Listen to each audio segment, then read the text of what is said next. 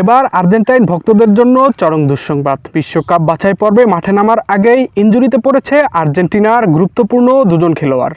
আগামী 6 সেপ্টেম্বর বাংলাদেশ সময় সকাল 6টায় চিলির বিপক্ষে নিজেদের সপ্তম ম্যাচ খেলতে মাঠে নামবে আর্জেন্টিনা। চিলির বিপক্ষের ম্যাচকে সামনে রেখে এরই মধ্যে আর্জেন্টিনার 23 সদস্যের একটি স্কোয়াড ঘোষণা করে দিয়েছেন আর্জেন্টাইন মাস্টারমাইন্ড কোচ লিওনেল স্ক্যালোনির ঘোষিত সেই 23 সদস্যের স্কোয়াড থেকে চোটের কারণে বাদ পড়তে যাচ্ছেন গুরুত্বপূর্ণ দুটি তারকা খেলোয়াড়। চিলি এবং কলম্বিয়ার বিপক্ষে ঘোষিত সেই 23 সদস্যের স্কোয়াড থেকে বাদ পড়তে যাচ্ছেন লিয়ান্দ্রো বেলার্দি এবং টাগলিয়াফিকো।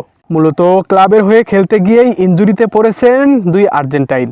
বিশ্বকাপ বাছাইয়ের আগে গুরুত্বপূর্ণ এই দুই খেলোয়াড়ের ইনজুরিতে অনেকটা চিন্তিত আর্জেন্টাইন কোচ লিওনেল স্ক্যালোনি। চিলির বিপক্ষের ম্যাচের মাত্র 4 দিন পর আগামী 10 সেপ্টেম্বর বাংলাদেশ সময় রাত 2:30 কোপা আমেরিকার ফাইনালের চিরপ্রতিদ্বন্দ্বী কলম্বিয়ার বিপক্ষে মাঠে নামবে বিশ্ব চ্যাম্পিয়ন আর্জেন্টিনা।